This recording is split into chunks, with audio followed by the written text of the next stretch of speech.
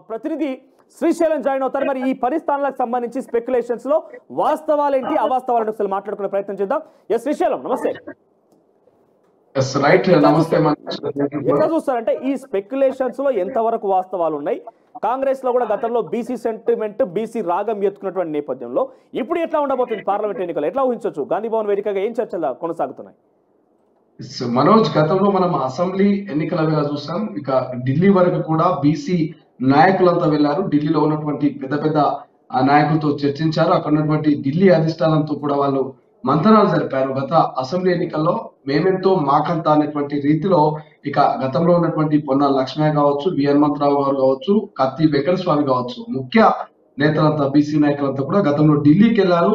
So వాళ్ళు అనుకున్నటువంటి సీట్లు అయితే గత అసెంబ్లీ ఎన్నికల్లో కాంగ్రెస్ పార్టీ బీసీ నేతలకు ఇవ్వలేకపోయింది. కానీ ఎటకేలకు కాంగ్రెస్ పార్టీ అధికారంలోకి వచ్చింది. అధికారంలోకి వచ్చిన తర్వాత కూడా ఇక కొన్ని నామినేటెడ్ పోస్టులో కూడా బీసీలకు బీసీ నాయకులకు ఎక్కువ మొత్తంలో అవకాశం ఇచ్చేటువంటి రీతి మనకు కనిపిస్తుంది. ఇక ఈ నేపథ్యంలో ఎంపీ ఎలక్షన్స్ తెర మీదకి రావడం, ఎంపీ ఎన్నికల వేళ నేను అన్నట్టుగా ఇక 2 కూడా ఎస్టీ రిజర్వ్, 3 ఎస్సీ రిజర్వ్ కాన్స్టిట్యూన్సీలు వదిలేసి ఒకటి ఎంఐఎం వదిలేస్తే మిగతా 11 సీట్లలో ఇక బీసీలకు 3 సీట్లు ఇచ్చే అవకాశం ఉన్నట్టు మనకు తెలుస్తుంది కాంగ్రెస్ అధిష్టానం. కానీ బీసీ నాయకులు మేమెంతో మెజారిటీ ఆఫ్ పర్సంటేజ్ ఉన్నాం కాబట్టి 50% ఉన్నటువంటి బీసీలకు 3 సీట్లు ఇవ్వడం ఏంటి పార్లమెంట్ ఎన్నికల వేళ, మాకు మినిమం ఒక 5 సీట్లన్నా ఇవ్వాలనేది వాళ్ళ డిమాండ్ గా తెలుస్తా ఉంది. కనీసం 5లో 4 అయినా ఇస్తారేమో, 5 అడిగితే 4 అయినా ఇస్తారేమో అనేది బీసీ నాయకుల వాదన. కానీ కాంగ్రెస్ మాత్రం 3 సీట్లు మాత్రమే బీసీలకు కేటాయించేటువంటి అవకాశం ఉన్నట్టు కూడా కొంత లీక్స్ అయితే వస్తా ఉన్నాయి. సో ఈ నేపథ్యంలోనే గతంలో కూడా అనేక మంది ఢిల్లీ వేదికగా వాళ్ళ యొక్క నినాదాన్ని బీసీ నినాదాన్ని కాంగ్రెస్ పార్టీలు అంతర్గతంగా చర్చించినప్పటికీ న్యాయం చేస్తామని చెప్పి అది ఎంపీ ఎలక్షన్లో ఎమ్మెల్సీ ఎలక్షన్లో అలాట్ చేస్తామని చెప్పిన సందర్భానికి సంబంధించి ఇప్పుడు కేవలం ఇటు బీజేపీ కాంగ్రెస్ మధ్య చాలా పెద్ద ఎత్తున పోరుండే అవకాశం నేపథ్యంలో 10 సీట్లలో 5 సీట్లు బీజేపీ బీసీలకు కేటాయించింది. ఇక్కడ కేవలం ఓవరాల్గా 17 సీట్లలో కేవలం 3 మాత్రమే కేటాయించుతుంది అని అనడంలో అంటే ఎట్లా కప్పించుకునే ప్రయత్నం చేస్తారు కాంగ్రెస్ పార్టీ? ఆ దిశగా ప్రయత్నాలు ఏమైనా ఉన్నాయా?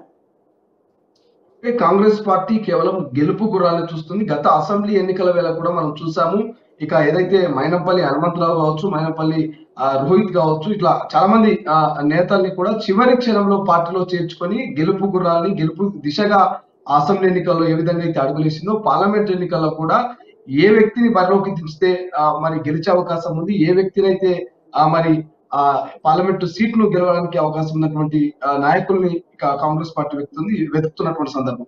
ఇప్పటికే 9 మంది మొదటి జాబితాను ప్రకటించినటువంటి బీజేపీ, సో బీజేపీ అభ్యర్థులకు ధీటుగా కాంగ్రెస్ పార్టీ నాయకుల్ని కూడా బరిలోకి దించేటువంటి యోచనలు మనకు తెలుస్తుంది. ఈ నేపథ్యంలో ఇప్పటికే భువనగిరి చూస్తే బీసీ సామాజిక వర్గానికి చెందినటువంటి బూర నరసయ్య గౌడ్ కు ఇక టికెట్ కేటాయిస్తున్నట్టు మనకు చూస్తా ఉన్నాం బీజేపీ. సో అక్కడ బీసీ నాయకుని బీజేపీ బరిలోకి దించింది కాబట్టి సో ఏ సామాజిక వర్గానికి చెందినటువంటి నాయకుడిని కాంగ్రెస్ అభ్యర్థిగా బరిలోకి దించితే సీటు కైవసం చేసుకోవచ్చు అనేటువంటి ఆలోచనలో ఉంది. ఇప్పటికే చామల కిరణ్ కుమార్ రెడ్డిని ఇక భువనగిరి నుంచి బరిలోకి దించుతున్నట్టు మనం వార్తలు వింటా ఉన్నాము. ఇక కొంత ఇంటర్నల్ గా కూడా ఇక ఖచ్చితంగా చామల కిరణ్ కుమార్ రెడ్డిని దించాలన్నటువంటి ఆలోచనలో అధిష్టానం తెలుస్తుంది. ఒకవేళ ఈ యొక్క ఫార్మాట్ సెట్ కాకపోతే అక్కడ బీజేపీ బీసీని దించింది కాబట్టి మనము బీసీ సామాజిక వర్గానికి చెందినటువంటి లీడర్లు దించాలని ఒకవేళ అధిష్టానం కూడా భావిస్తే అక్కడ బీసీ నాయకులు ఎవరు బలంగా ఉన్నారు, ఎవరు ఏంటి అనేటువంటి ఒక రకమైనటువంటి చర్చ కూడా నడుస్తా ఉంది. సో ఈ నేపథ్యంలో కొంత పూర్తి స్థాయి క్లారిటీ అయితే రాలేదు. గతంలో నిజామాబాద్ బీసీ అభ్యర్థిగా, అదేవిధంగా కరీంనగర్ బీసీ అభ్యర్థిగా ఉన్నటువంటి సీట్లను కూడా రెడ్డి సామాజిక వర్గాలకు కేటాయిస్తున్నటువంటి ఒక ఊహాగానాలు చర్చలు అయితే వస్తా ఉన్నాయి. కానీ ఇది ఫైనల్ జాబితా అయితే కాదు. సో కొంత అక్కడక్కడ కొన్ని పత్రికలలో ఇదే ఫైనల్ 10 మందికి సంబంధించినటువంటి లిస్ట్ ను ఢిల్లీ అధిష్టానానికి ఇక ఒక రాష్ట్ర ప్రభుత్వంలో ఉన్నటువంటి ముఖ్య నేతలంతా ఇక చర్చించి ఫైనలైజ్ చేస్తూ పంపిస్తున్నటువంటి వార్తా ఊహాగానాలు ఏవైతే వస్తా ఉన్నాయో ఇవి పూర్తి స్థాయిలో నమ్మడానికి కూడా అవకాశం లేదు మనోజ్. ఎందుకంటే కొన్ని మార్పులు చేర్పులు జరగవచ్చు. కాంగ్రెస్ పార్టీలో ఏది కూడా ఫైనల్ అనౌన్స్మెంట్ అయ్యేంత వరకు కూడా ఫైనల్ అనేది ఉండదు. ఎందుకంటే చివరి క్షణంలో కూడా మార్పులు చేర్పులు జరగవచ్చు. గతంలో మనం ఏదైతే నీలమధు విషయం చూసుకోవచ్చు. నీలమధుకు టికెట్ ఫైల్ అయిపోయింది. పటాన్ చెరువు నుంచి పార్టీలో చేరినటువంటి 1 hour 2 hours లోనే ఆయనకు టికెట్ కన్ఫర్మ్ అయినటువంటి ఊహాగానాలు విన్నాం. ఇక గతంలో చిన్నారెడ్డికి కూడా టికెట్ ఇచ్చి మరి వెనక్కి తీసుకున్నటువంటి సిచ్యువేషన్ చూసాం. సో కాంగ్రెస్ పార్టీలో కేవలం గెలుపు దిశగా ప్రయత్నిస్తోంది, గెలుపు గుర్రాన్ని వెతికే ప్రయత్నం చేస్తుంది కాబట్టి సో ఇది ఫైనల్ అనేటువంటి స్టేట్మెంట్ మనం ఎక్కడ కూడా నమ్మే పరిస్థితి లేదు. ఎందుకంటే ఏ క్షణంలోనైనా ఏమైనా జరగవచ్చు. బీజేపీ లిస్ట్ లో కూడా మనం గమనిస్తే ఈ ప్రకటించిన సీట్లలో ఒక రోజు ముందుగానే పార్టీలో చేరడం, మరుసటి రోజే టికెట్ కేటాయించడం లాంటి జహీరాబాద్ సీట్లో కావచ్చు, లేకుంటే నాగర్ కర్నూలు సీట్ లాంటి విషయాల్లో చూసినాం.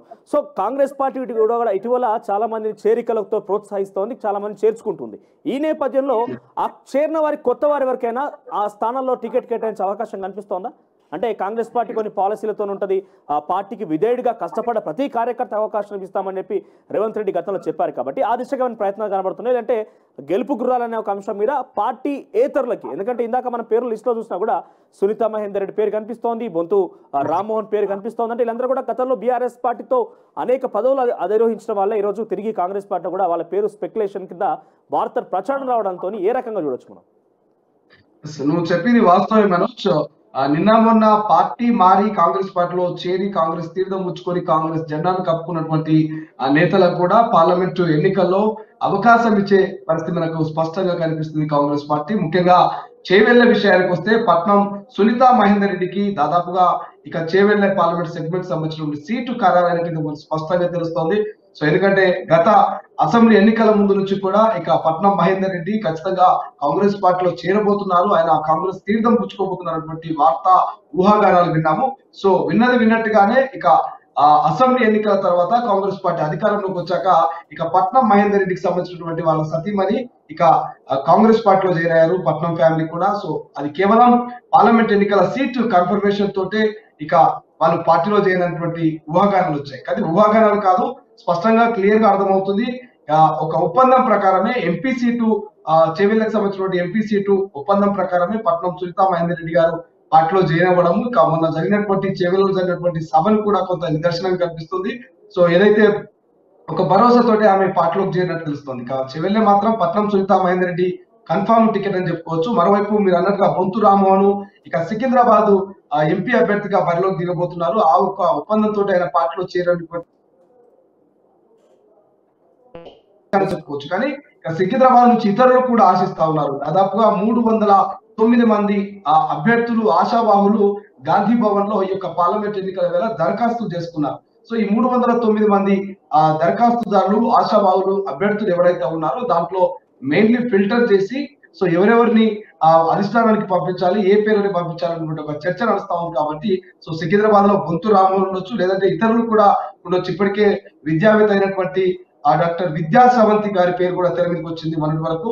సో విద్యా సవంతికి ఇవ్వడమా లేకపోతే బొంతు రామ్మోహన్ అనేది కూడా కొంత చర్చనీయాంశం మారుతుంది. ఇక మల్కాజ్గిరి విషయానికి వస్తే బండ్ల గణేష్ ఇక సినీ నిర్మాత కాంగ్రెస్ పార్టీ సీనియర్ నాయకులు బండ్ల గణేష్ పేరు కూడా మల్కాజ్గిరిలో తెర మీదకి వస్తా ఉంది. ఎందుకంటే ఆయన కూడా ఆశావాహుగా అభ్యర్థిగా ఆయన కూడా దరఖాస్తు తీసుకోవడం జరిగింది. మరోవైపు కంచర్ల చంద్రశేఖర్ రెడ్డి అల్లు అర్జున్ మామ ఆగా పేరున్నటువంటి కాంగ్రెస్ పార్టీ నాయకులు, ఆయన రీసెంట్ గా బీఆర్ఎస్ నుంచి కాంగ్రెస్ లో చేరారు. సో కంచర్ల చంద్రశేఖర్ రెడ్డి పేరు కూడా తెరపైన ప్రధానంగా వినిపిస్తుంది. ఆయన కూడా మల్కాజ్గిరి ఆశావాహుగా కనిపిస్తా ఉన్నాడు. సో ఇక్కడ బండ్ల గణేష్, అదేవిధంగా కంచర్ల చంద్రశేఖర్ రెడ్డి ఇలా చాలా మంది మల్కాజ్గిరి ఎంపీ అభ్యర్థిగా ఎంపీ టికెట్ కోసం పోటీ పడతా ఉన్నారు. సో ఇలా చెప్పుకుంటూ పోతే చాలా మంది కొత్త నాయకులు కాంగ్రెస్ పార్టీలో జాయిన్ అయ్యారు మనోజ్.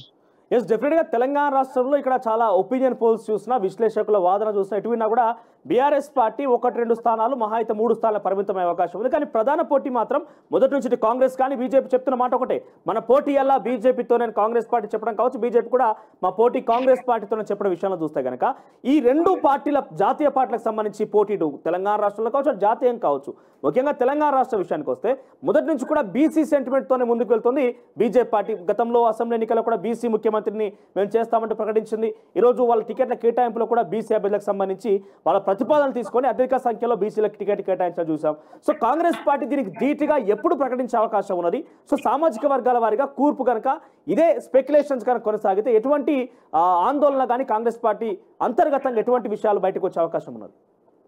అంటే దాదాపుగా బీజేపీ మాత్రము ఈ యొక్క పార్లమెంట్ ఎన్నికల వేళ ఒక అడుగు ముందుకు వేసిందని చెప్పుకోవచ్చు. ఎందుకంటే మొదటిగా దేశవ్యాప్తంగా దాదాపు 195 ఎంపీ అభ్యర్థుల మొదటి జాబితాను భారతీయ జనతా పార్టీ ప్రకటించింది. తెలంగాణ రాష్ట్ర వ్యాప్తంగా 9 మంది అభ్యర్థుల మొదటి జాబితాను విడుదల చేసింది. ఈ నేపథ్యంలో కాంగ్రెస్ కూడా ఇక కీలకంగానే ఇక వ్యూహాల్ని పంతోంది. ఎలాగైనా బీజేపీకి సంబంధించిన 9 మంది అభ్యర్థుల మొదటి జాబితా ఎవరైతే ఉన్నారో, సో ఇక్కడ బీజేపీ 9 మంది పేర్లను మొదటి జాబితాలో విడుదల చేస్తే కాంగ్రెస్ మొదటి జాబితాలో 10 మంది పేర్లను ఇక విడుదల చేసే అవకాశం ఉంది. స్పష్టంగా 10 ఎందుకు చెప్తున్నామంటే ఇప్పటికే ఆల్రెడీ పార్లమూరుకు సంబంధించి అంటే మహబూబ్ నగర్ సంబంధించి చల్లా వంశచంద్ర రెడ్డి పేరును అయితే ఖరారు చేసింది. సో ఇక ఆ యొక్క 10లో ఒకటి తీసేస్తే ఇంకా 9 మిగిలి ఉంటాయి. ఆ 9 ఇప్పుడు ఉన్నటువంటి బీజేపీ ఏదైతే ఈ రోజు మొదటి జాబితాను ప్రకటించిందో ఈ మొదటి జాబితా బీజేపీకి ఈక్వల్ గా ఇక బరిలోకి దించే అవకాశం అయితే కాంగ్రెస్ పార్టీ స్పష్టంగా కనిపిస్తుంది. నాకు తెలిసి ఈ 1 వీక్ లో ఇక ఫైనల్ అభ్యర్థుల జాబితా అయితే ఇప్పటికే పేర్లని కూడా ఢిల్లీకి చేరుకున్నటువంటి పరిస్థితి. సో ఈ 4-5 రోజులలో అంటే ఈ 1 వీక్ లో ఖచ్చితంగా కాంగ్రెస్ పార్టీకి సంబంధించినటువంటి 10 మంది జాబితాలో ఇక విడుదల కాబోతున్నట్టు స్పష్టంగా తెలుస్తుంది. ముఖ్యంగా కరీంనగర్ కావచ్చు, నిజామాబాద్ కావచ్చు, ఇక మల్కాజ్గిరి, సికింద్రాబాద్. సో ఇప్పటికే రిజర్వ్ అయినటువంటి 3 ఎస్సీ కాన్స్టిట్యున్సీలు కావచ్చు, ఎస్టీ కాన్స్టిట్యున్సీలు కావచ్చు. వీళ్ళ పేర్లు మాత్రం అంటే దాదాపు ఒక 9 నుంచి 10 మంది పేర్లు మాత్రం మొదటి జాబితాలో ఈ 2-3 రోజుల్లో అంటే ఈ ఫస్ట్ వీక్ లో ఈ వీక్ లో మాత్రం ఖచ్చితంగా విడుదలయ్యే అవకాశం ఉంది Manoj. Right, thank you Srisailam, thank you for the update.